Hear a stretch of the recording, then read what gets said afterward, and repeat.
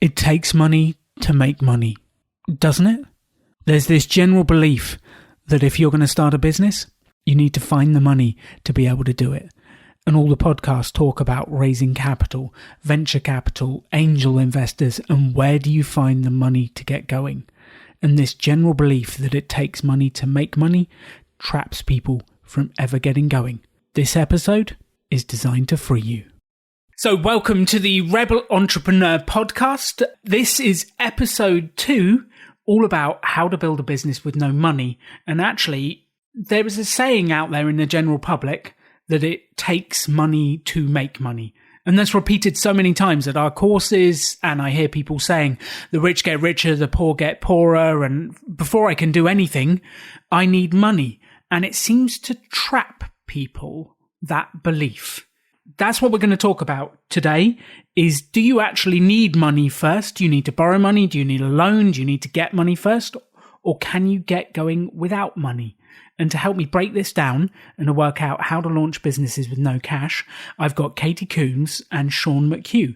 Katie, welcome to the show. Thanks, Alan. Lovely to see you and hear you. I can see you and hear you. It's a double bonus. Absolutely. Sean, welcome to the show as well. Good morning, Alan, or good afternoon, Alan and Casey. I love both of you. I love you too. I've been really looking forward to this. Sean and Casey both have wildly varying backgrounds and have been presenters and trainers at the Pop-Up Business School for some time now. So they've both been helping the Pop-Up Business School travel around the world and teach people how to build businesses with no money, as well as their own experiences from this. So I thought, let's start. Sean, you've been actually doing some research as to where this saying, it takes money to make money, comes from, haven't you? Yes. It was always something that I think people just take for face value and have always just repeated because they heard it from somebody else. So I decided, I was like, where does this actually come from? So I got on the interwebs and started researching a bit. And what I found was that the saying was you have to spend money to make money actually came from a Roman playwright, a comedic Roman playwright named Titus Maccius Plautus. I probably didn't do that correctly, but it was around 180 BC when he lived. And he wrote that line as a joke. And if you think about it, it does sound like a joke because spending money is the exact opposite of making money. And without people knowing the origin of this is just something we take as law and repeat it. And then people just think how that is, where the origin of that was meant to make people laugh. It's really interesting how this stuff gets coded into society, into beliefs, and then repeated by people. And there's actually so many of these sayings that get repeated that we don't actually know where they come from, whether they're factually correct, whether they're statistically proven, or whether they're just written by a comedian 1,000+ years ago. There's another line as well, which I used to say a lot, which is great minds think alike. I used to say that all the time. And actually, great minds don't think alike. Great minds think new things and different things and new ways to do things, not alike. But again, for years, I just said that. Yes, there's another one that my mum used to say to me, money doesn't grow on trees. And then I realised that money was made of paper and it literally grows in trees. That's where it comes from. Absolutely. And I find it fascinating that these sayings trap us from ever actually getting out there and doing things. And they're just sayings that are repeated to us by teachers, people at school, parents, people we trust. They're sayings that get repeated and then we believe them. And that can then trap you from having a go. These simple sayings, they become rules and they become laws. And if I think about it, lives are ruined and lives are limited by these kind of catchy, easy to remember things that people say to us, and we just don't question them. And for years, I didn't question you need money to make money. I didn't question it. I just took that as, oh, yeah, sounds, yeah, whatever, yeah. And so therefore, I didn't think I could start a business. I had a situation in a class, a Pop-Up Business School class in Bristol in the UK. And a lot of people in the class were giving me these type of quotes. You have to do this to do this, and you have to do that to do that. and they were holding pretty firm to it. So there happened to be an umbrella in the room, and I picked it up and I opened it, and the whole class went crazy. And why do you guys think they did? Because that's bad luck. You're going to die. Things are going to go wrong. The world will burn down. The zombie apocalypse will arrive. Yeah. And then I asked them, well, why is that? And I said, per who, based on what? And nobody could give me the story or the origin of why opening an umbrella inside a room was dangerous, but yet they all believed it. So I think that's very similar to a lot of these sayings. You know, I said, look, I'm going to go find a black cat. I'm going to let it walk across my path. I'm going to set up a ladder. I'm going to walk underneath that. And we do get stuck in these. But you believe that that is how it is just because people repeat it. And boy, that can get you in a bad state of mind. And boy, you're going to follow rules that don't actually exist unless you decide they exist. So I completely agree. I always ask per who based on what. I think that maybe some of those things come from childhood. You know, when your parents tell you stuff, and when we're young, you know, I don't know about you, but when I was young, anything my parents said, before obviously I got to teenager, then everything they said was wrong. But before that point, everything they said, I just thought was true. I thought that's the way the world is. So if they said it, it's a truth. And again, they would say things like that. Oh, don't put the umbrella up in the house because it's bad luck. Oh, God, yeah. Sorry, Mum. It's like, why? So that it all comes, I think, from the conditioning from when we're very young. Yep. Very young. Casey, how was money treated in your house or business treated in your house? Was it a positive thing or was a thing to be aware of? Or is it risky or dangerous? So when I was a kid, my parents both worked and they had their own bank accounts. They never had a joint bank account. So I think that's a kind of, I mean, we're talking, it was 1970s. And they used to borrow money off each other and write it in a little book and then pay each other back. Wow. So they knew, so it'd be like, your father owes me £10. And I never questioned that. And that's how they did. They had separate money and they always talked about money and they budgeted really well. They didn't have much money when they met. They used to have half an egg each before going to work. That's what they used to tell us. Oh my God. And then they did really well. They had good careers and they did well and they saved well. And then my dad became an entrepreneur after he was about 60 by the time he had his own business. So money was always spoken about, and being upfront about how much money you had and how you budgeted was always something that we spoke about. But they also said, don't put an umbrella up, it's bad luck. Alan, was that the same for you? Because that's interesting. Like for my house, it was always like money's dangerous, money's risky. It was a scarcity mindset. You know, I was raised very comfortably middle-class white home, you know, in the United States. And I was always kind of felt like money we had to save and we weren't going to have enough and it was going to be taken away, even though what I was seeing in front of my eyes and how we were living was we were okay and we were fine.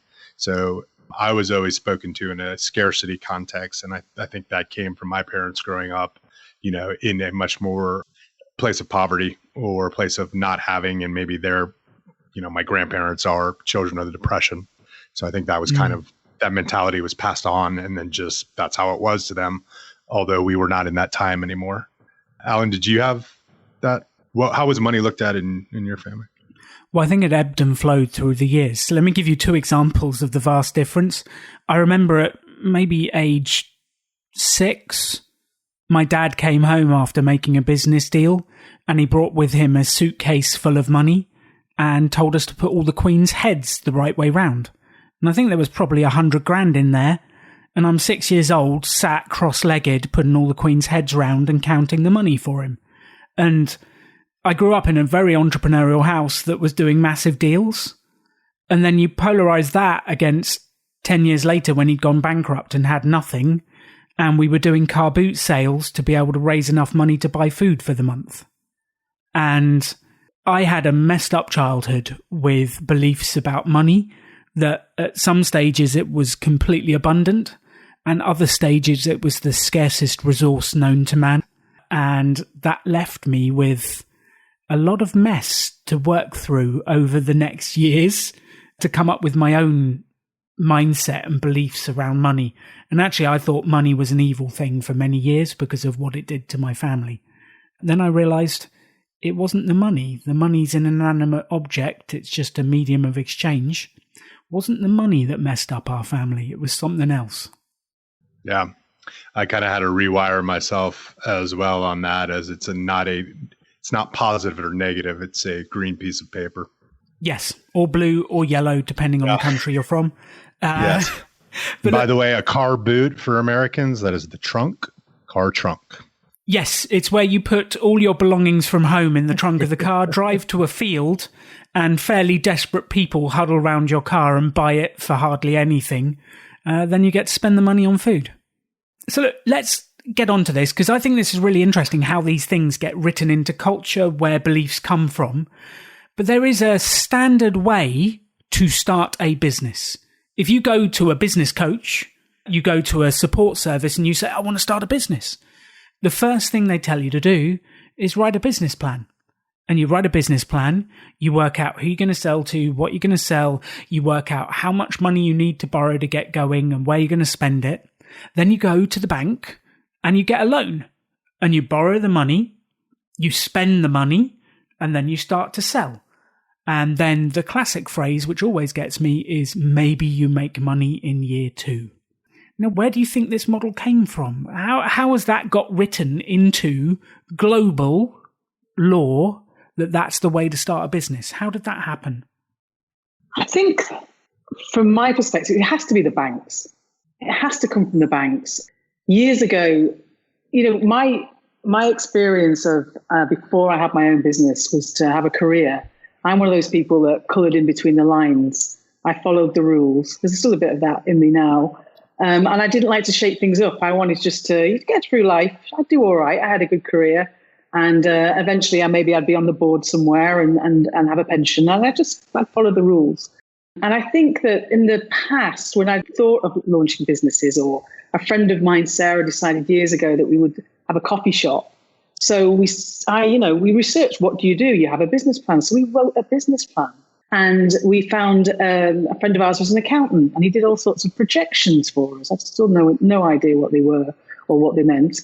And then we stood outside. We found some premises in South Manchester, and we stood outside the premises and we asked people, would you buy a coffee? Oh, yeah, you would. Would you have a latte? Would you have a croissant? Oh, yeah, I have a croissant for you. Oh, I like a pain au chocolat. Well, is it chocolat or chocolate? Anyway, we used to ask all these questions, and we did it all, and we worked out we'd need about £40,000 to £50,000. I mean, we were working out how much the sugar was in every cup of coffee, because I've researched this, and I realised that you had to have all these details, because I followed the rules, and that's what the world said. You needed a business plan, and we had this beautiful business plan. And again, we worked out, Sarah and I, that we would have to work there for 2 years, over 2 years, 7 days a week. 7 days a week, every single day, for 2 years, then we might be able to take some wages, because we'd have to pay off the loan. We'd have to take the huge loan. So we didn't do it. So actually, following the rules, doing the business plans stopped us from starting the business. And I think it must come from the banks, because they're the people who want to lend you the money in the first place, because they make money on lending the money. What do you think, Sean? I would agree with Casey completely. It's a way to leverage the relationship right away, where you have somebody's in a place where they're scrambling to pay back before they maybe even have made a sale. I just did a quick search for origin of business plan, and the earliest date I could see was the 1970s. I don't know if that's correct or not, but once again, this phenomenon is something that's very, very recent within our history.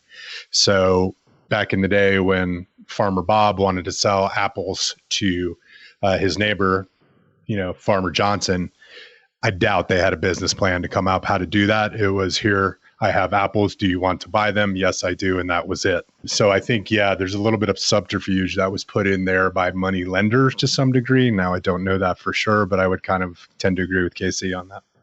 Well, I think it's quite interesting. There's probably some other sources as well. I know that education loves business plans because they need something to mark the students by.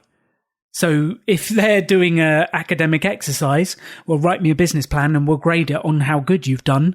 That's the only way they can see the proof. So there's that side. There's the accountants who want to see the numbers. There's solicitors that want to see the proof.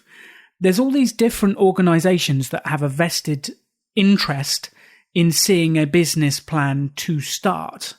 Isn't it interesting, though, but there is actually no proof whatsoever? That's a guess or hypothesis. I love business plans because they tell the future that isn't really real, or maybe it is, but probably not. It's a guess.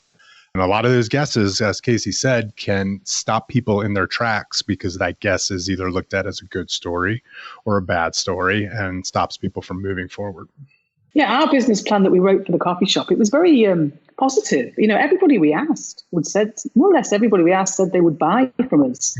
So we were working out that these hypothetical sales were going to happen in the future. And and even with that, it still said it wasn't going to work, or we had to work for 2 years. So it stopped us. And the idea that you can see into the future is an interesting one. And I think that's what the business plans try and get you to see. And of course you can't. And businesses, well, we'll come to that, but they're more kind of chaotic than that. They're a little bit messy sometimes at the beginning. Very messy. And I think with business plans, you take a step and it's like you have an idea or a vision, and it's one big step to where you want to be.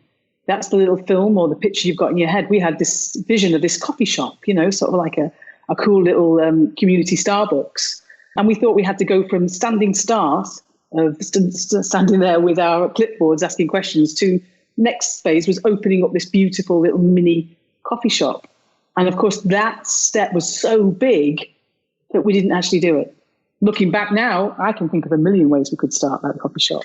Because of the years of having my own business, I've learned how to start things. And I can see it so simply, but it stopped us at the time. What exactly was the stopping point? Was it it's going to take us 2 years to make money per this business plan? Or what was the thing that was like, hey, that's the reason we can't do this? Well, at the time, Sarah she'd just given birth, so she had a baby. Her husband was at work and she wanted something to do rather than just stay at home with the baby. So it was something that she could bring the baby to work. But then we realized that really she'd have to bring the baby from, we'd been there from 5 a.m.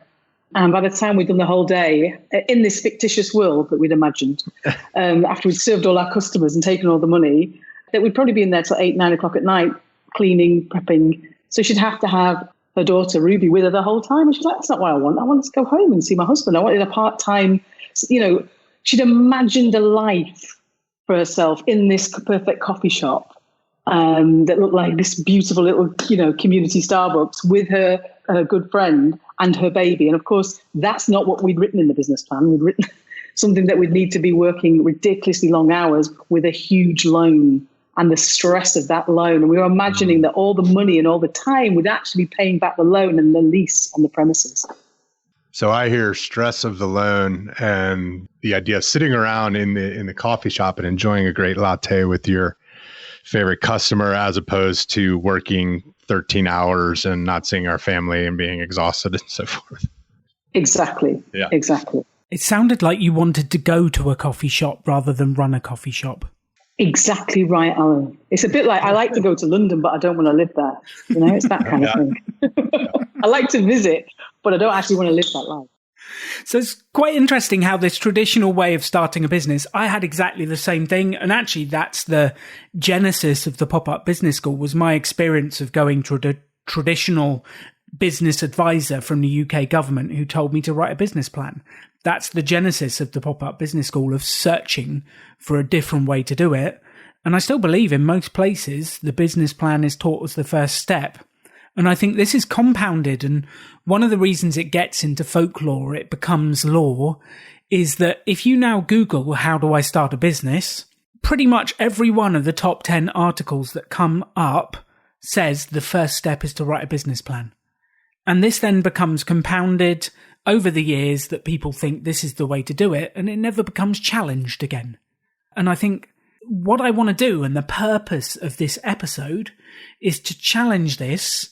Do you really need money to start? Do you need to use your savings? Do you need to use your redundancy money? Do you need your inheritance? Do you need to go into debt? Do you really need money to start? Or are there other ways to do it? And Casey, you had your own business for 15 years before you came to Pop-Up. Sean had his own business for many years, producing music videos and in film. And I think it's really interesting. If you were starting a business again now, Would you write a business plan and take a loan? Well, I think from what I've just said, it's clear to me now how if I wanted to start a coffee shop. By the way, I don't want a coffee shop. That was a long time ago. But if I do, of course, there's no way I would write a business plan. And there is absolutely no way I would take a loan or use savings. When I work at the Proper Business School on the first day, at the end of the first day, I say my objective here, if there's one thing that I can get through to you, is not take a loan. If I have persuaded you not to take a loan or to use your savings or redundancy, then my job is done today, because I potentially have changed your life massively. Because it's so important that we break down this myth that you need to borrow, you need a big chunk of cash to start a business. It's just not true. Now, look, there are some businesses that did start with a loan that have been successful. There are some businesses that do start with people use their redundancy and they become successful. I think, they are few and far between. I really mean that. I think some people do, and that's great and good for them, and I hope they do well. I'm not saying that they're wrong.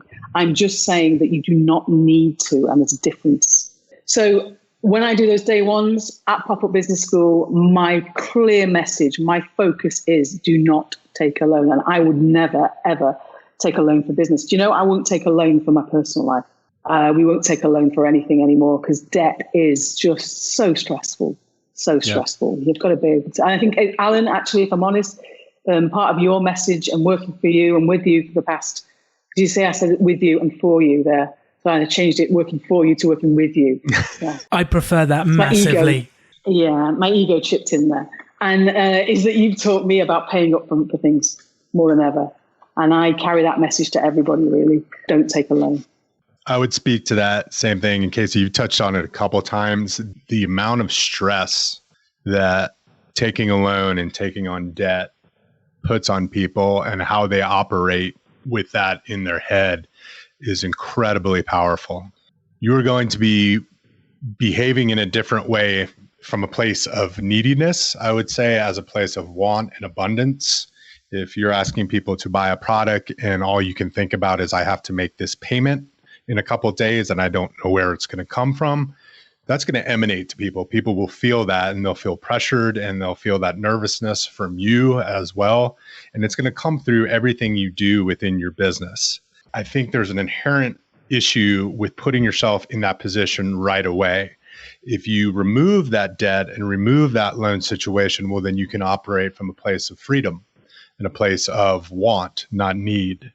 And to me, that little intangible difference can help you move forward so much faster in an enjoyable way, and not working from a place that goes, I have to, because I have to pay this debt back, and staying up at night and worrying and so forth. And even not starting the business, I think with your coffee example of that, it was like, well, we don't want to go into debt to start this and maybe not even make money till year 2. Well, if we can remove all that maybe and that stress and come from a place of enjoyment, and I want to do this because it's something I love, not because I have to pay back money.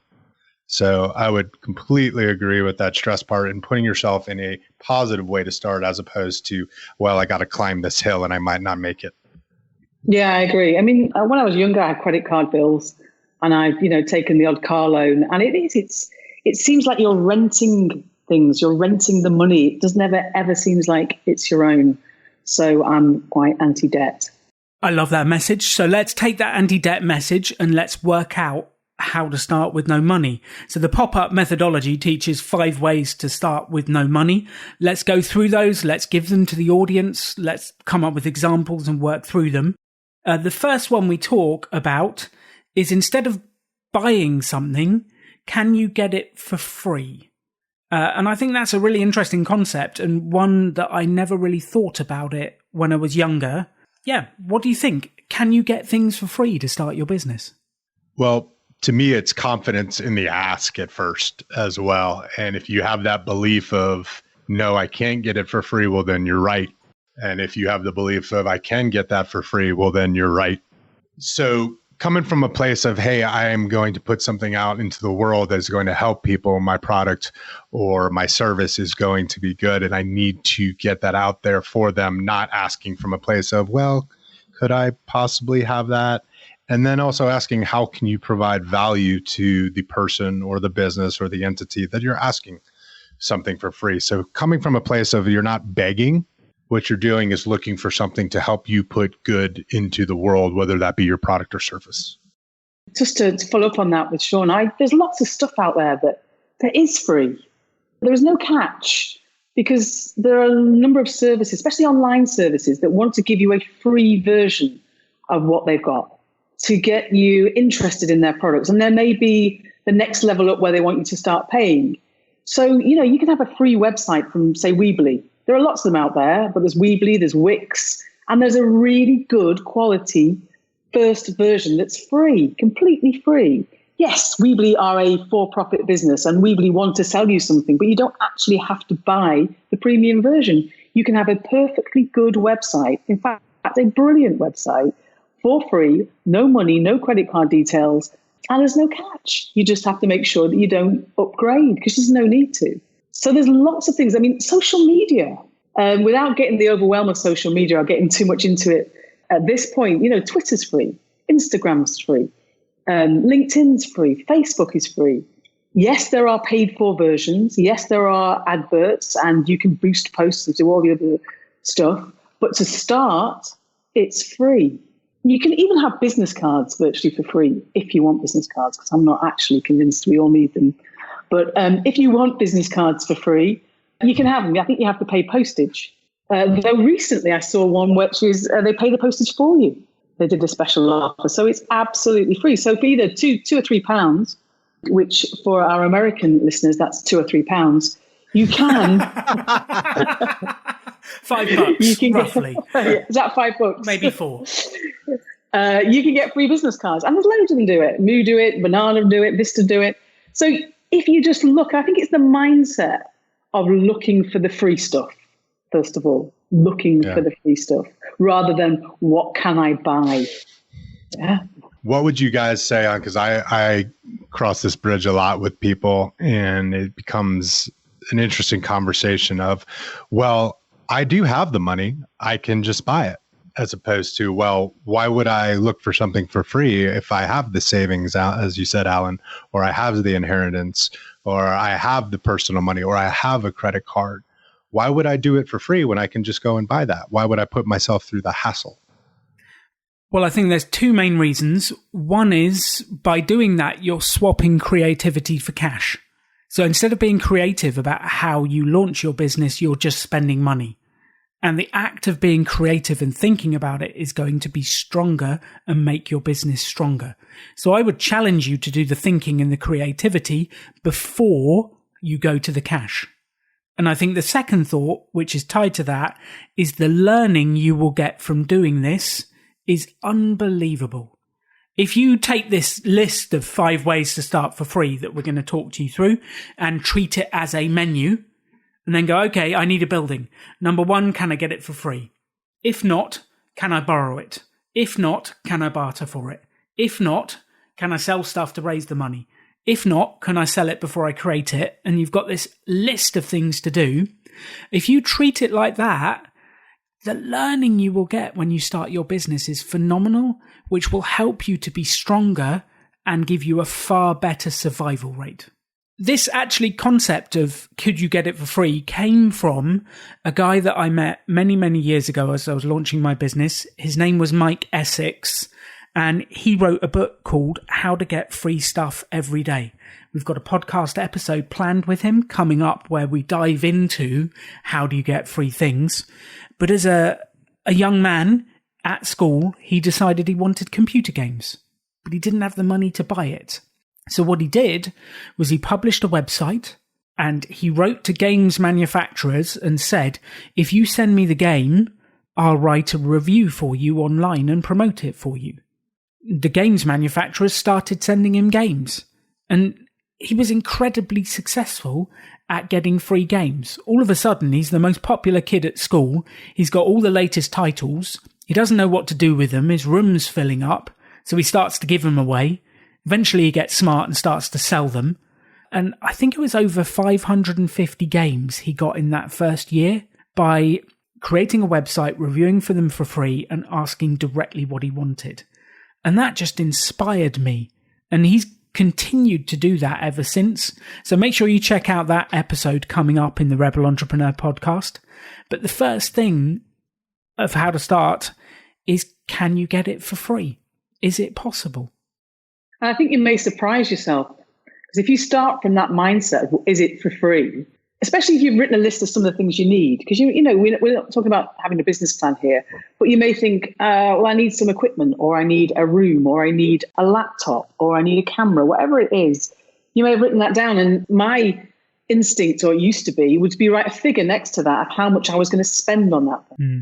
But if you start from the mindset that I don't want to spend anything on that, so you can start to search for it with the view that you're not going to buy it, you're not going to spend. So I go on, in the UK, we have Gumtree and FreeCycle.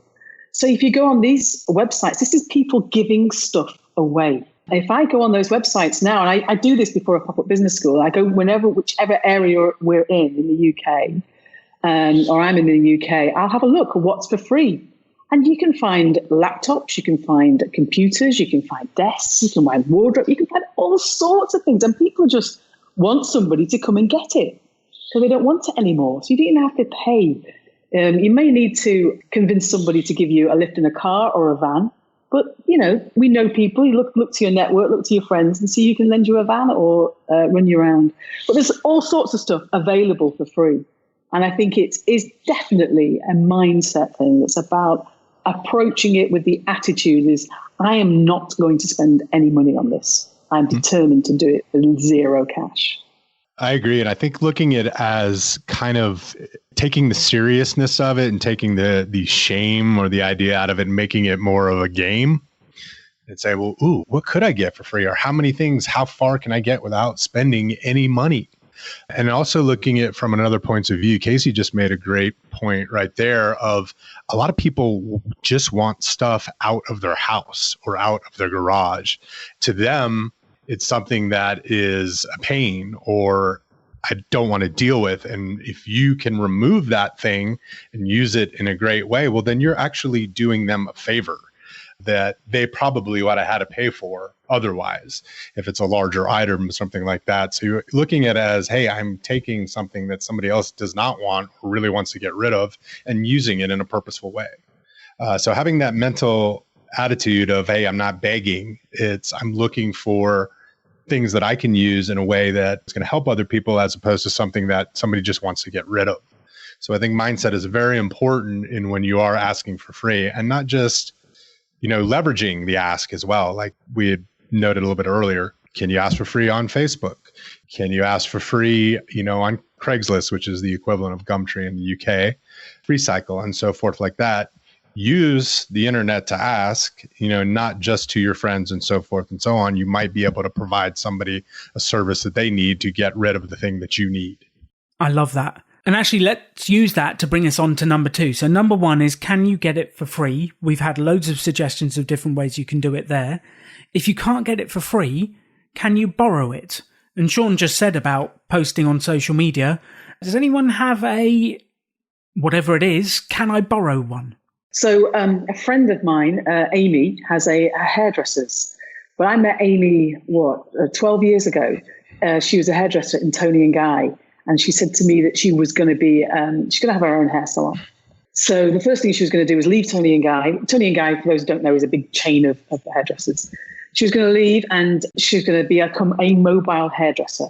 But remember that her idea here, the thing that's running in her head, is a chain of hairdressers eventually, and her own hair salon. So the first thing she does is she goes mobile. We all know lots of mobile hairdressers who go around to people's houses and do it. She then has her first child and she can't go mobile anymore. So she needs to do the hairdressing from home. So I'm still a client of hers and I had to go around to her house to have my hair cut, as does lots of other clients. And she built that from home.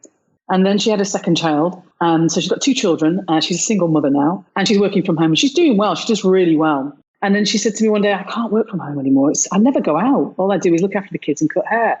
So I've decided that I'm going to get my own hairdressers, but she didn't have any money. So she said to me, I've seen a nail bar. So this is a little shop down the road that does people's nails, women's nails mainly. And they've got what's called a backwash in there. So it used to be a hairdresser's. So a backwash is where you lean back and they wash your hair, for those who wonder what that is. She says, they've got one in the back, and I'm going to go in there and ask if I can be a pop-up in their nail bar. I'm going to get one of those banners. They're about 40 quid that you raise from the floor with my name on, Amy Sharp. And I'm going to have a pop-up hairdressers, and I'm going to ask. And she asked. She asked if she could borrow space. And the deal she did was that she would bring in customers, because I don't think this nail bar was doing that well, but Amy has always done really well, always had lots of good, loyal customers. And so what she did was she was going to bring people into the nail bar, and she was going to cut their hair. So she didn't actually have to pay for the space. She brought that many people in. The nail bar started to do really well. So she managed to start a hairdresser's with a pop-up sign, a £40 pop-up sign in a nail bar. She borrowed the space. And I think that it's just a mindset. It's about your attitude, how you approach these things. Look, eventually she did really well there, and she moved out of the nail bar, and she saved her money, and she does have her own hairdressers now. And she's got 5 stylists working for her. And she started out her business by going mobile and then doing it in the spare room and then popping up in a nail salon. And now she has her own salon. She could and is planning to open her second within the next year. So it just shows you that borrowing things, not necessarily, it may be a piece of equipment, but it actually might be space. It might be somebody else's premises. I absolutely love that example. And that story boils down the pop-up methodology to a T. How can you start with what you've got, where you are, straight away, start to earn money, borrow space, get going? That's fantastic.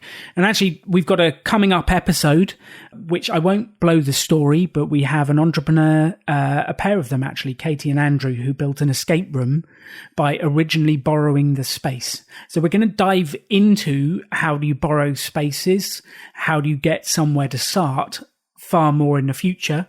But there's actually so many different things and examples of what you can borrow. And I'm sure, Sean, with your experience of borrowing things in the past, you've borrowed a few weird and wonderful things, have you? I have. Before I get into one of those, I just wanted to note on, and I think it's an excellent example of what Casey was speaking with her friend Amy. Not only did she get a space for free, but she provided a massive amount of value from the people that she was borrowing that space from. She took a business that was very complementary to hers, a nail bar, and people came in, got their haircut, and then I'm guessing also got their nails done. So if you can set up something with a borrow that the value is going both ways, that is going to be a win every time. Secondarily on that, let's say she did set up that station in there and for some reason she did not like working out of there, or it didn't work out for whatever reason that may be. She saved herself the pain and the money of going and finding a place to rent and all the costs it takes to set that up and build out a space. Instead of doing that, she tested it out by borrowing and was not under the pressure of a lease or a loan or so forth. So I love looking for those type of situations and borrows where value goes to both people as well. She helped grow a nail business and she helped grow her own. And I think those people who she came in loved her, and probably if they had another nail shop would allow her to go in there as well. But value going both ways is important in all of these situations, as we're talking about. You can do that with for free. You can do that with borrow. You can do it with barter. You can do it with sell your value before you create it, and then also selling your own stuff. Something that I used to do in my film production business was I was very good about breaking down shooting schedules, meaning what was needed for, let's say, a music video commercial, what type of equipment went into that, what type of planning, what type of budget, who the people were needed crew-wise, who the people were needed cast-wise, what time these things would take, what order to do them in. And that was something that was a very valuable skill. When I was working on my own projects, I needed cameras, I needed lights, I needed different type of equipment. And going to date myself a little bit here, but this was when things were shot on 35 millimeter film before things got into digital. And this was very, very expensive to do. Camera rental could be anywhere from $3,000 to $5,000 a day. And I did not have that money to do that. But I did have the relationships with people within the film industry that had those that I could trade my services for. This kind of leads more into a barter situation, but I could borrow their camera, and for them letting me borrow that, I could then give them my skills for when they were working on their productions and their films to set up schedules and what they needed and budgets and so forth. And it was a great way to trade off without having that ability to borrow their stuff and provide my skills and barter to help them make their own productions. There is no way I could have done my own films, videos, and commercials without that ability to borrow and barter. It was just too expensive, and there was no way I was going to take out a loan to do that. I love that, Sean. And that does actually bring us very neatly to number 3, which is bartering, which actually before money really existed, we would just swap things. So if you had chickens, you'd swap them for some apples, and then you'd swap them for vegetables. And there was no medium of exchange, which was money in the middle. And bartering is just the concept that you take the skills or service you have and swap them for what you need. So if you don't have money, there is always something that you can offer that the other person would be interested in other than straight cash.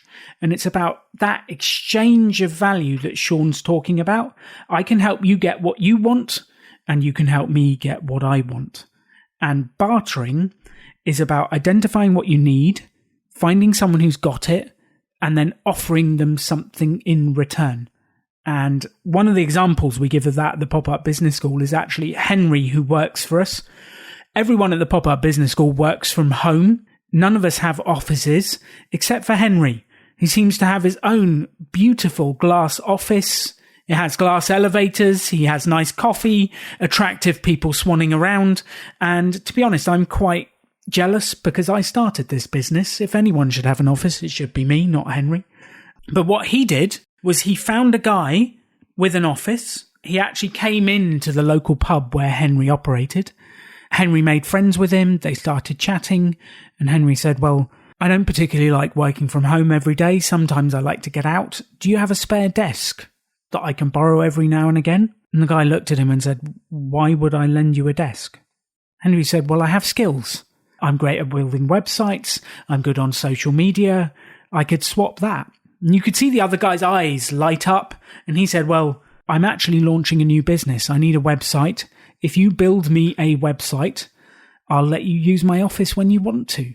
And Henry swapped the skills he had for a office. He bartered for it. And what do you think he built the website on? Weebly, just like KC said. And so he built a free website, handed it over, and got use of a fantastic office for it. And that's the concept of bartering. I love that example of Henry, because I can imagine him doing that. I don't know if anyone's met Henry. But I just wanted to say that as you're talking, I'm thinking of things that I wasn't even aware of, that actually I am bartering for. And one of them is I have a personal trainer, and he is £45 an hour, is Imran. 45 English pounds an hour. Now, I think that's a lot of money. It's like $60. A lot of money. I know, $60. Anyway, I don't pay him. I don't pay him anything. He does it for free for me. The reason is that when we first started talking and I got introduced to him, and then I thought he seems like a nice chap. He can watch me while I cheat on my reps. And we talked about business, and he asked me what I did. And I told him that I help people start businesses and run their own business. And as we got chatting, he's got ambition and he wants a bigger company. He wants to earn more money. His wife and him wanted to have a baby, and he wanted to increase his income. So we agreed that I would be his business mentor and he would be my personal trainer. So 1 hour a week, he shouts at me while I call him names and swear at him. And that's when we're in the gym. And 1 hour a week, I sit in a coffee shop with him and convince him that he can do it and he should go on Facebook and make videos, which he does. So that little barter means that I get a free personal trainer and he moves his business forward. There's all sorts of things. You'll look in your life that you're doing this already, but you may not think it's so formal. I talked about Amy, our hairdresser. Lynn's, my wife, is her personal mentor. none of us now pay for our hair. We all have, including our 2 children, all have our hair cut by Amy and coloured for free. But of course, it's not for free because Lindsay is her business mentor. So she allocates a certain amount of time every week to help Amy. So there's lots you can do. And again, it's just thinking about what have you got? What can you give? And how can you help people? Who needs what you've got? And have they got something that you need too? But it goes back to that list of things that you need. Do you need some help with your accounts? Do you need some help with your social media? Do you need a certain machine? Do you need some space? What are those things? And what have you got? What are your talents? Are you good at marketing? Are you a good baker? Can you do stuff? Can you garden? What are the things you've got? Those real basic, when I say basic, it can be a skill, the sort of things that other people don't want to do, but you can do for them. I think also, too, a lot of times I've seen this in pop-up business school classes and just talking to other individuals as well. I don't have anything to barter. I'm not good at this, or I don't have anything to trade. It doesn't always have to be direct. So asking people what they need, if they have a skill or a service or a product or a machine that you need to know what they want as well. And saying, hey, for example, like I need a personal trainer. And then you ask the personal trainer, well, what is it that you need? And he says, well, I want to grow my business. Well, look at that. How about that? I can help you with that. But let's say you couldn't help him with your business. Do you know somebody that could help them with his business? And can you put them together? That skill is also valuable as well, because you might not always have something to barter that's valuable to the other person unless you ask what that is. Now, can you connect them to somebody else that has that? They will be very thankful and reward you for that as well. So what I would ask people to do is do not back yourself into a corner saying, well, I don't have what they need or they don't want to work with me. You need to ask them what it is you can do to help them, and that will start you down that path. One way or another, you will find some way you can provide value. I love that, Sean. Yeah, I agree. Asking questions. I think this goes through to asking for things for free and asking if you can borrow stuff, and also bartering. It means that you've got to go out there and speak and connect with other human beings and ask them things. And sometimes they may say no, and they may not be very open to you asking, especially, I don't know if it's a British thing or an English thing, but sometimes we don't want to ask for things. We don't want to ask for help. We don't want to be seen to be desperate. And I think that it's changing your mindset around that and realizing you're starting a business and you're looking at this from starting it for free. So you need to get as much as you can for free. It doesn't mean that you're desperate or needy or any of those weird sort of labels you want to give to it. It's just looking to how to move your life forward without gambling lots of cash. And so you may ask and they may say no. And that's kind of all right, because some people say no. It doesn't mean they hate you. It doesn't mean the next person is going to say no. It just means that person did. Yeah. Casey, I think you're absolutely right.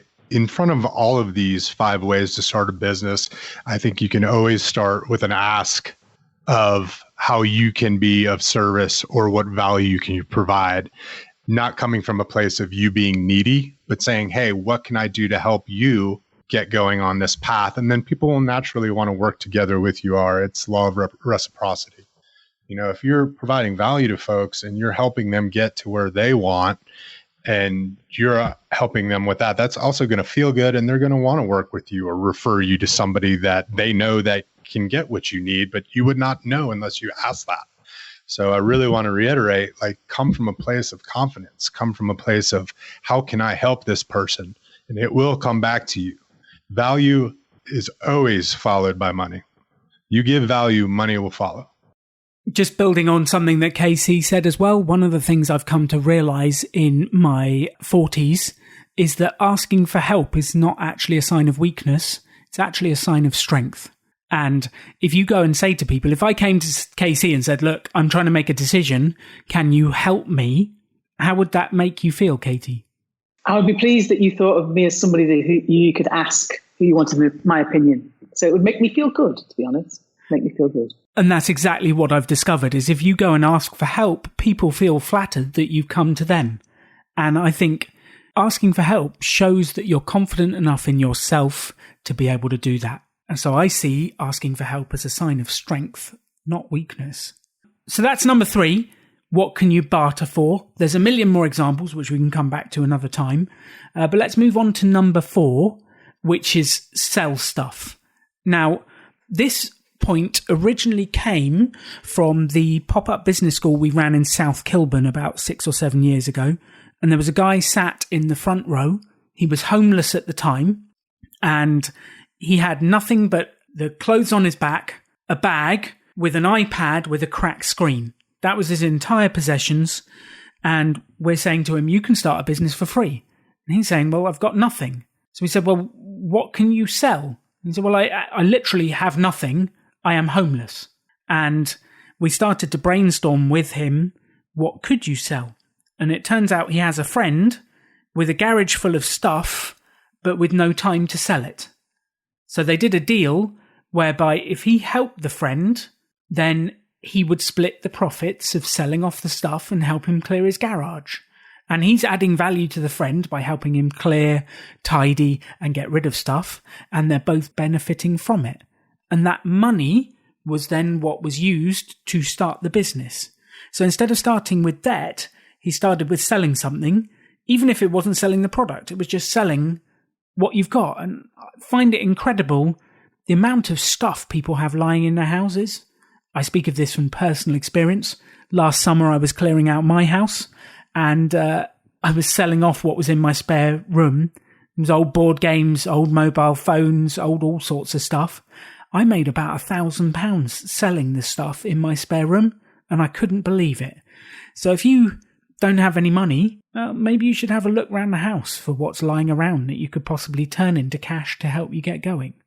I think that's a great example, Alan, here too, because a lot of people, when they're saying, well, what are you short on? It's usually 2 main things. It's, well, time or money.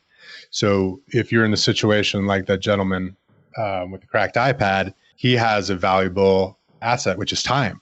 And that person that he sold their stuff for maybe did not have that time. So he added a large amount of value for somebody who would not have sold whatever that was that he had. It would just sat there. He got it out of his house. He made some money, and that person provided that value to him while creating cash to start his own business as well. Just to build on that point about selling stuff, I think that some of the conversations I've had with people who attend the pop-up business school, there's a certain amount of effort to sell things. It can be a little bit faffy. I don't know if our American friends can understand the word faffy, but a bit of a hassle is what I would say. Yeah. You have to maybe set up an eBay account, or you then have to photograph it. I mean, these are really hard things, are they? Not really. You have to photograph it, you have to list it. And so you have to take some effort here. You have to do some stuff. And the other thing is, if you go into a car boot sale, we talked about car boot sales. So after over the 15 years, trunk sale, of having our own business, Lindsay and I had acquired quite a lot of stuff. We bought a lot of stuff. And when we sold our business, we sold that and raised some cash. And we also sold a lot of stuff. And we look at our wardrobes and realize, and I think a lot of people can do this, that there's 80% of your clothes you don't tend to wear. You tend to wear just 20% of the clothes that you own. So we sold the other 80%. And some things went on eBay and we got maybe £2 or £3 for them, or £1 for them. But it all adds up. These small amounts add up. And car boot sales as well. I mean, not only if you approach this from, oh my God, I've got to do a car boot sale, what a pain, then it probably will be really miserable and it would be a pain. If you start it from, I'm going to do a car boot sale and sell all that rubbish from the attic and make some cash, then actually you might surprise yourself, because car boot sales are brilliant fun. You may have to get up at 4 o'clock in the morning. The last one I did was with my daughter. I took my daughter, Kitty, who was very excited to get up at 4 o'clock in the morning. And we actually had our lunch at 9 a.m. That's how early we got up. So we took some sandwiches, we took a packed lunch, and we ate our lunch at 9 o'clock. And we sold loads of stuff. And we gave a fair amount of it away, but we got it out of the house and raised some money. So it feels good and it can be quite fun. But the thing is not to buy any other rubbish when you're there. Those of you who've been to a car boot sale, trunk sale, know that there is a real thing about buying rubbish when you're there, because everybody's selling their stuff. But yeah, make the effort and see this as part of your business. This is part of starting a business, is raising the cash. And if that means selling stuff, then make the effort, go for it. I'm not sure if I can swear, but be asked is the thing. Do it, because the payoff from it is amazing. One final example on Sell Your Stuff actually came from the pop-up business school we ran in Birmingham. There was a lady called Esha, and she wanted to start a mobile beautician business. She needed one of those fold-out tables that people can lay on with the hole for the head. You can tell I'm into mobile beautician businesses. I use them all the time. But she needed one of those tables. Thank you, the massage table. And she needed about £150 for it. And that was her stumbling block, about $200 to buy the table. That was her stumbling block to start up. So whilst we were there, we said, what can you sell? And she said, well, in my spare room, I have a running machine that I don't use. I have a treadmill. I used it once. Now it's just a glorified clothes horse. So we got it on eBay. We sold it. We raised nearly all of the money to buy the table. We were able to find the extra cash. She got going that week and she got start. And I think that's the bit is, can you just, if you need 50 quid to buy something, if you want to start a podcast and you want to buy a microphone for 50 or 60 pounds, can you just sell some stuff around the house to be able to generate the cash and get going quickly? That's all this point is. So let's move on to the most important of this entire podcast. We've obviously saved for the best for last, and it is sell your value before you create it. Sell your value before you create it. Sean, Casey, what does that actually mean? Because it's a bit of a confusing sentence. Well, to me, the words sell your value before you create it confuse me a little bit, if I'm really honest. I'm kind of quite a basic person, and I find it as a confusing phrase. So to me, there's a little bit of get the money up front in some ways. So before you start spending, get the money in, get the cash in your hand before you part with it. It's as simple as that. And again, it's how you look at how you're going to start your business. So years ago in 2003, Lindsay, who's my wife, who we started a business together, but we did it without even realizing we were starting a business. It's a long story and I can bore you all later with it. But it basically went like this. Lindsay's quite entrepreneurial. I wasn't. And she used to face paint. She had a side hustle where she face painted at weekends. And I just used to spend money at weekends. And she was a face painter. And when I was one weekend, she went off to a place called Alton Towers, which is a kind of a theme park, where she would be paid on a Saturday to paint the faces of the kids. I went to see Manchester City Football Club play. And I would spend money because that's what I kind of did in those days. Soccer. Oh, yeah, football, soccer. And on this particular weekend, when she went off to earn money and I went off to spend money, I noticed at Manchester City, that the kids had been painting their own faces. So there's kids running around and they were wearing the colours and they painted their own faces and they looked ridiculous and awful and it was horrible. And I noticed that Manchester City didn't have any face painters. So we went to work on the Monday because we worked together at an advertising agency at the time. And we talked about it. And I said, look, at Manchester City, there's thousands of families going to watch the football. And the kids and the mums and the dads are painting their own kids' faces and it looks awful. Why don't we ask them if they will pay you to be a face painter? And she's like, well, that sounds like a good idea. And then she says, well, should we just send them an email? So we agreed to send them an email. Now, at this point, we decided that we had wanted a business, but we didn't know what it was going to be. And we hadn't have a business name. We didn't have a plan. We didn't have any money. We didn't even have an email account. I think we actually set up a Hotmail account to send this email. We actually found out the name of the marketing manager at Manchester City. In fact, I've just asked Linz before I came on here. Did she remember his name? And his name is Ian Howard. And we found his name. Now, I thought we Googled it, but we obviously didn't because it was 2003. So we must have Yahoo'd it, or I don't know how we found it. We searched it, or we asked Jeeves. Alan, we asked Jeeves, for those of you who can remember that one. And we found his name and we found his email address and we sent him an email from a Hotmail account that basically said, would you like some face painters for your next home match? And I think we even put kind regards, Linz and Katie. And that one email changed the course of our lives to this date. And that was in 2003. Because Ian Howard replied to that email within 1 minute and said, yes, please, we'll have 10. What else do you do? And he sent that back to our Hotmail account. And we danced about for about 10 minutes and then realized that he'd actually just ordered 10 face painters from us for the next home match. So here's the thing. This is how we sold our value, because I'm off on my story.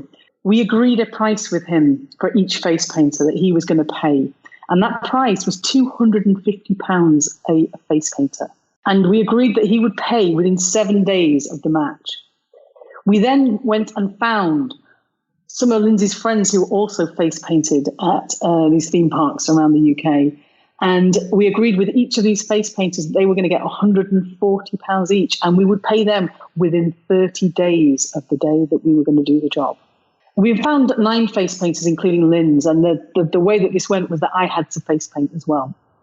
And I couldn't face paint. And we did the day, and we did the face painting, and all these other face painters were fantastic, and they did all the faces. And mine were it was just awful and embarrassing, and children cried, and parents kind of threatened me a little bit. However, we got away with it. We actually got away with it. So we had 9 great face painters and 1 actual car crash of a face painter being me. And I kind of sweated and stumbled all the way through it. But we did it. We got away from it. And Manchester City paid us immediately. They were really pleased with us. And then we actually paid all the painters immediately. So we charged £250 a painter.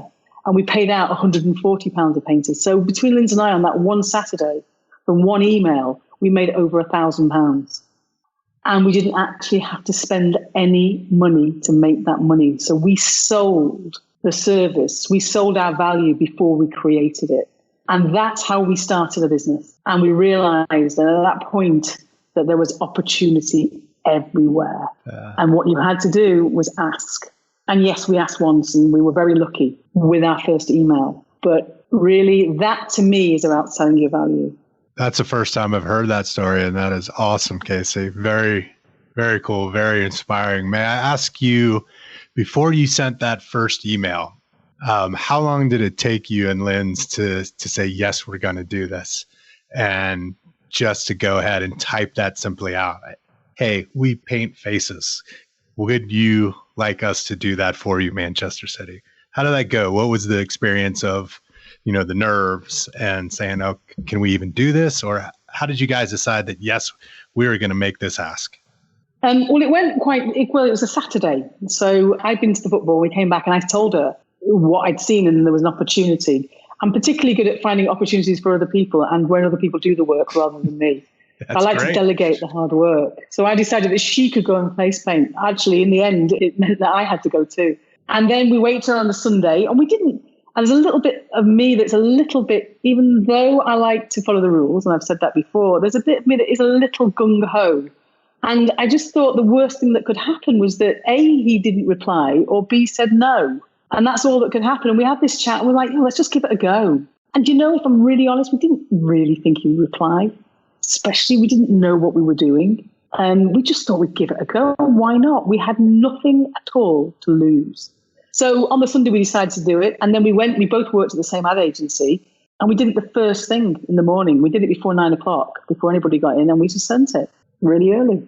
Simple as that. And he replied immediately. And he told us afterwards, they were literally having the conversation in the office that they needed some face painters. The timing of our email was perfect. Which one of you got the email from Manchester United? Who opened that, and how did you celebrate? Could you believe it? Was it like, this can't be real? Well, it was one email, and it was to Manchester City. That's kind of an important thing for me, not to say Manchester United. They're like enemy, Sean. They're the bloody enemy. Ugly American. Ugly American. So we sent it, and it was one from one email account, and it came through to my computer. And we I can see myself gesturing for it to come over, go, look. And they replied, and we just kind of stared at the screen. And then we're just really, really excited. Look, after a few minutes, don't get me wrong, there was a little bit of panic. Oh God. We really got to do this. We're going to do this. Yeah. Can we do this? Can we do this? Can we do this? Yeah. Be all right. Yeah. Phone them. And we started there and then. We didn't do any work that day for the people who were paying our salary. We were just mainly too excited, distracted. Yeah. But yes, but sell your value. That really is the thing. It was the idea that they paid £250 a painter, and we paid the painters £140, which was the going rate for face painters. We just made this price up as well, by the way. We made that price up on the spot. We had no idea. And when they replied to that and agreed to that price, I mean, we're invincible. This is it. Congratulations on an awesome ask. Cheers, Sean. So this idea of selling your value. So I told my experience of what it means to me when we started. I told that story to a class. When I say a class, it was at the Pop-Up Business School in Maidstone. And the idea that you taking the cash first before you start spending. And that for me is what it's all about. And if you can take that little lesson right through your business for years, once you get your business going and you do it more and more. But this is what happened.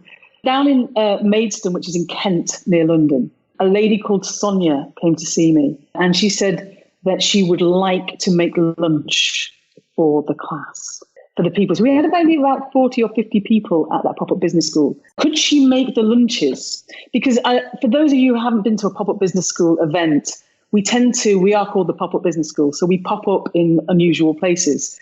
And we were in an empty shop unit in a shopping centre, which I believe is a shopping mall or mall, as our US friends say it in the UK. So we're in a shopping centre in an empty shop unit. So Sonia said, can I make lunch for people? So I was like, yeah, absolutely. Because yes, there's lots of lunch places out here, but I'm sure that the people in the room will want to support you doing that, because her idea for her business was a kind of a healthy lunch or snack service for meetings and events. When you go to events and meetings, it tends to be like, not so healthy sandwiches and lots of chocolate chip cookies. It is for me anyway. And I tend to stuff myself with those. And she had an idea that actually she could bring along healthy, tasty, nutritious food that people could pay for. So she agreed to do that. And she had two options. You could have A or B for the food for the next day. And she said, do you think it's appropriate then that I take the money first? I was like, yes, Sonia, take the cash first. So it was £5 for this lunch. £5. So it's a substantial investment for people to spend £5 on a lunch, because you're in a shopping centre where you can go and get the cheap kind of junk food for a lot cheaper. So it's £5. So she took the orders. She stood up in front of everybody. She told people how she was going to make this food from scratch, the ingredients she was going to use. And she got loads of orders, I think 20 or 30 orders on the first day. And she took the cash. And then she took that cash and went to the supermarket and bought the ingredients. And then she went home and made the food. And the next day she came back and served the food. But she bought the ingredients for less than she'd taken. And that was her profit. So she didn't have to use her savings or borrow any money to buy the ingredients for the food. It is that simple. She'd convinced us all beforehand that this was going to be a great lunch. She told us the things that she was going to bring in and explained how it was going to taste. And we gave our cash and we trusted her with our cash. And she went away and then delivered. And every day she made the lunch for the Pop-Up Business School. In fact, we went back to Maidstone a year later and she turned up every day and she again sold to the class again. And it was a great lunch. I had one of those. It was a super lunch. So I think those simple things, that simple idea of taking the cash first, is this grand phrase of sell your value before you create it. Let me just add a little piece on the before you create it bit, because I think this is a really important piece.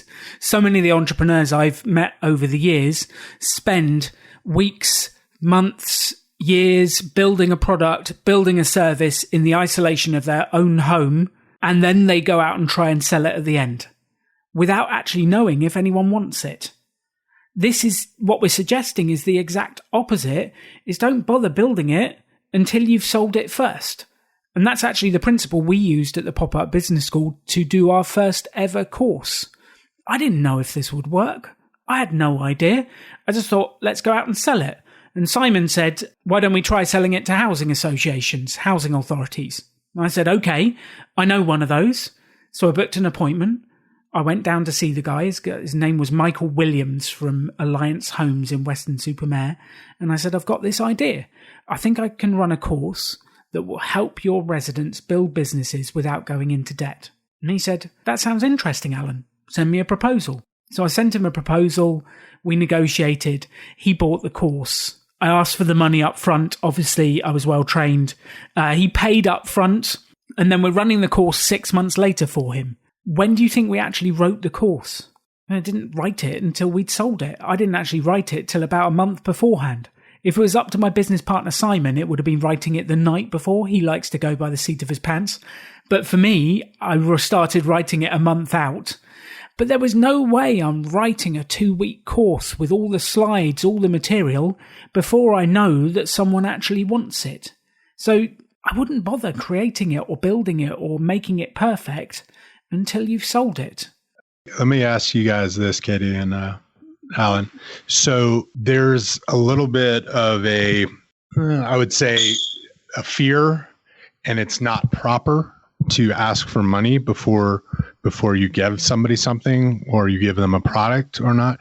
Have you guys run up against that in pop-up business school classes or with clients that you're working with? And what do you suggest to them when they come back with, well, you can't do that, or that's not how it works, or I can't ask for money before I give somebody something? What would you guys say to somebody who said that to you? Well, I'd say, first of all, you can ask. You can ask, and it's okay if they say no. Getting used to asking is a big part of starting your business, is the use to that not everyone's going to say yes or want to do business with you. So that's the first thing I would say. The second thing I would say is this comes down to, when I was mentioning about Sonia, she stood up and she told us about the food, and she started to gain trust.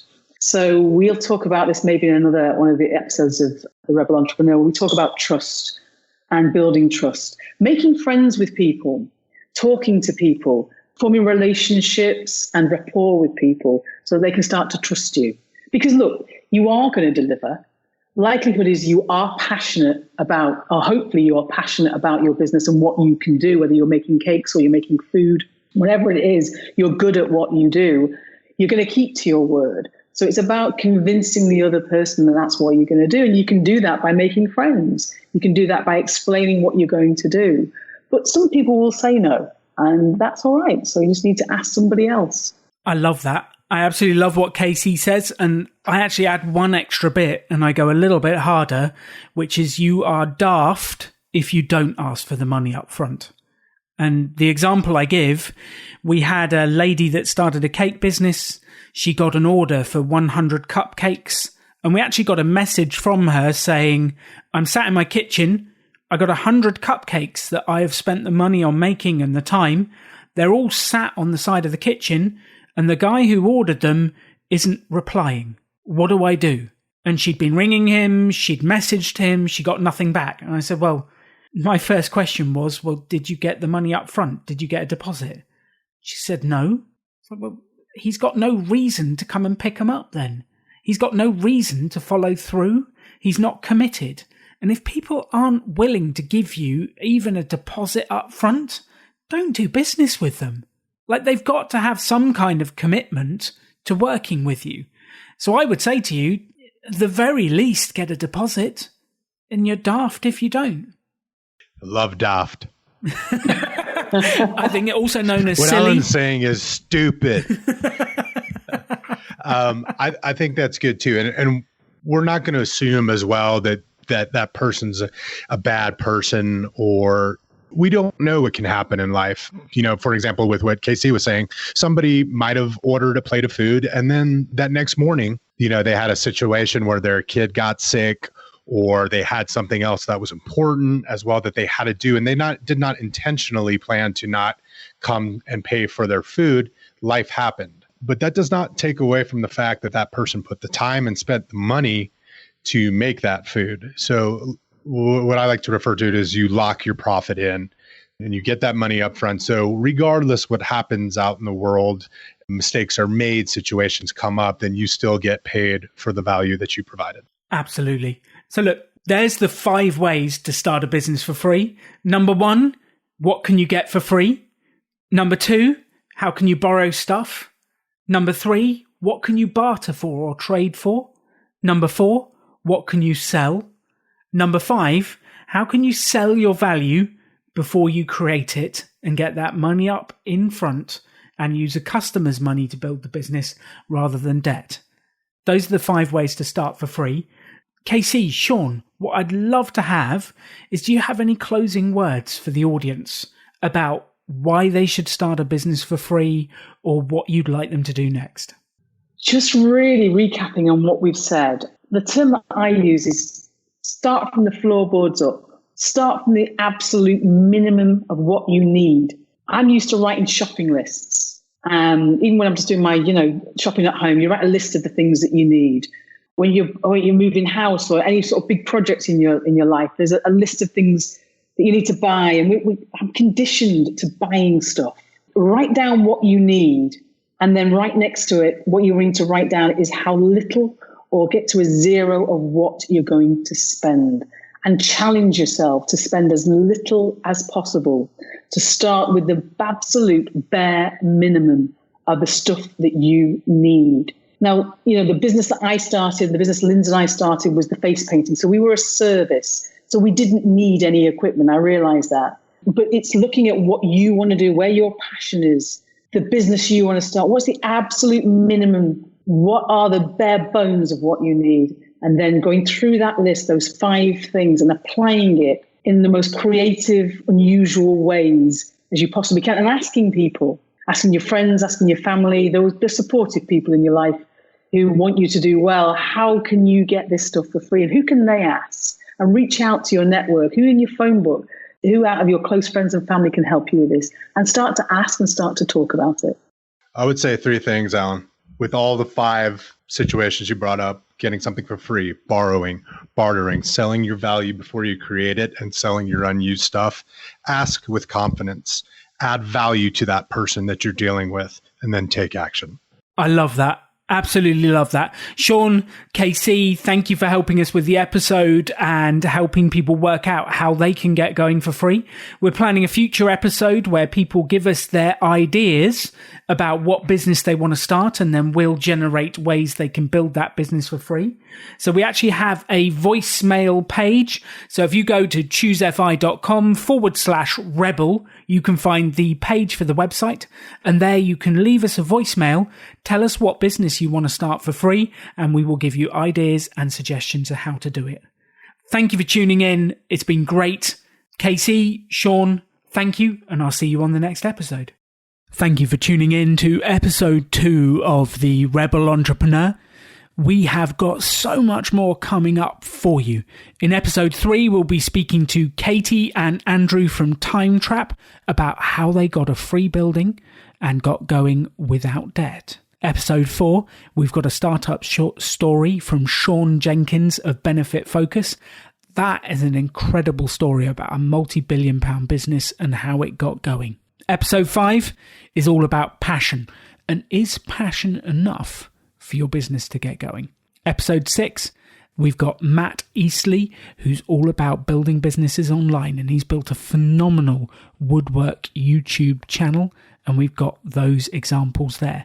And the list of episodes rolls on from there for season 1. I'm so excited that you've chosen to join us on this journey in building businesses. And I don't really care whether you've never started a business and you've got an idea, whether you've got a business that's already going and you want to grow it, or whether you are thinking about what to do in retirement and you want to do something meaningful. We just want to help you get going on your journey. Now, you can also come along to the Pop-Up Business School events. They are always and will always be free. They are 2-week-long events that help you start up with nothing, and they're actually what this podcast is based upon. If you want to find out more about where they are around the world, have a look at popupbusinessschool.co.uk/events. And whatever you do, break the rules, get out there and make money doing something you love. You've been listening to Rebel Entrepreneur with Alan Donegan. Be sure to subscribe on iTunes to get new, fresh episodes as soon as they've launched. To stay up to date with the Rebellion, visit choosefi.com/rebel. Thanks for joining the Rebellion.